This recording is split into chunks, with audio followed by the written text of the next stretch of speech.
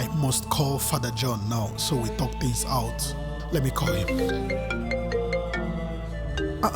My bishop is calling me. Hello, Father John. My Lord Bishop, good afternoon. Afternoon, my dear. How are you doing? I'm very well, my Lord. Good, good. Okay, I would want us to meet this weekend so we can really sit, digest this matter, resolve things, and move forward. We can't continue to allow the social media space push this false narrative and paint us this bad. Please, we must meet this weekend. That would be very nice, my Lord. In fact, there is a song trending now, still talking about this very issue seriously. Oh, really? Yes, just listen. Let me play the song for you. No gamble or the hedge, Marandi Quereque. Nimbo Neji Maranata, Anality Benaka. Nimbo Neji Okihunanya, Ibusi Bodi Ribeha. Maleze Bolilanya, Mboku Kweweri Hunanya. Kweweri hunanya ni hunanya baroso nologa kambwa gifechule yoso iri hona kewa pomasi mere niru chure yoso wana mona ya nachumuo sinamo yirimo wana mona ya chugamuo sinamo yirimo. Child, what an irony. Owe burokwa kafanazo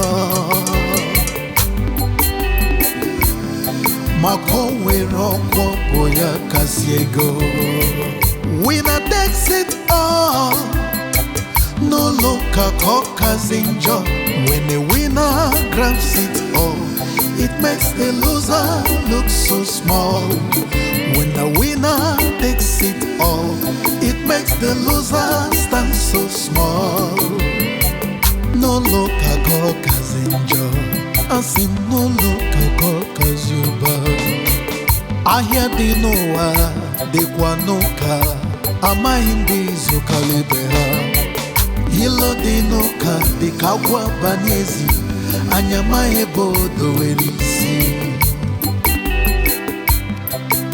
Yabawara mewi hunanya Agama kukwara kewo bilanya Yabawara mewi hunanya Gomara kewo bilanya Yabawara mewi hunanya Gomara kewo bilanya. Father John, please let's meet this weekend. Alright, my Lord Bishop. Ajero kachi eburu nzoko Ajero jaranjo Hilo dinoka dikagwa banyezi Anyama ebodo welisi Biaba wara mewi hunanya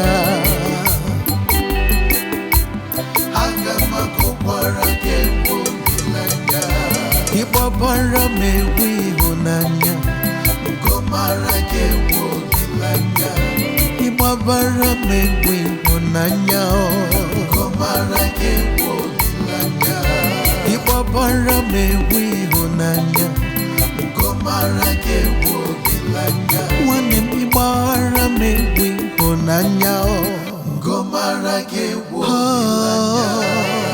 Love is the greatest.